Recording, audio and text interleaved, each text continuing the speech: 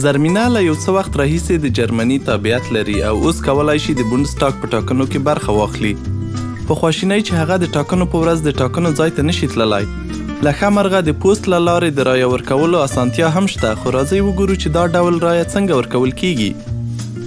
زرمینه کولی شي له ټاکنو 6 اونۍ وړاندې د خپلې سیمې د ټاکنو له ادارې څخه د برېښنالیک یا پوسټ له لارې د پوستي رایې د فورمو غوښتنه وکړي او یا د ټاکنو د خبرتیا تر راتللو پورې انتظار وکړي. ځکه ټول هغه کسان چې د رایې ورکولو اجازه لري په یوه لړ کې ثبت شوي دي او له ټاکنو وړاندې د ټاکنو خبرتیا یا وال بینغښتي ګونګ ترلاسه کوي. د دې خبرتیا په بل مخ کې یوه فورمه شته چې له ډکولو وروسته یې بیرته لیږلی شئ او په دې توګه د پوستي رایه ورکولو غوښتنه کولی شئ. ډېر وخت د موبایل له لارې هم د شخصي کوډ یا کیو آر کوډ غوښتنه کولی شئ.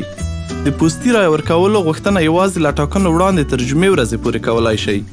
څو ورځې وروسته زرمینه د پوستي رایه ورکولو فورمې ترلاسه کوي. هغه د رایو په پاڼه کې 2 ځایه په نښه کوي. پاڼه په شنه پاکټ کې اچوي او پاکټ په سمه توګه بندوي. وروسته بیا زرمینه د رایو پر پاڼه اړوند اقرارلیک لاسلیکوي او په سره پاکټ کې یې اچوي. مهم: د رایو پاڼه او د هغې پاکټ باید اضافي کرښې ونه لري او ککړ نه وي.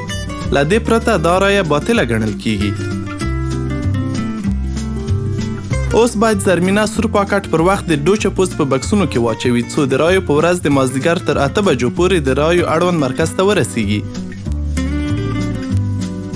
په جرمني کې دننه د دې لیک لیږلو لپاره پوستي ټکټ ته اړتیا نشته. پوښتنه دا ده چې ولې 2 پاکټونه؟ په دې توګه د زرمینې رایه پټه پاتې کیږي. د رایو په ورځ به سور پاکټ پرانیستل شي او د زرمینې نوم به د رایه ورکوونکو په لیست کې په نښه کړل شي. شین پاکټ کوم چې د رایې اصلي پاڼه ده د رایو بکس ته اچول کیږي. په دې توګه د رایو پاڼه او د رایې لیک یو له بله بیلیږي او د زرمینې رایه پټه پاتې کیږي. بشپړ معلومات د هندبوک جرمني پر ویب سایټ موندلی شئ.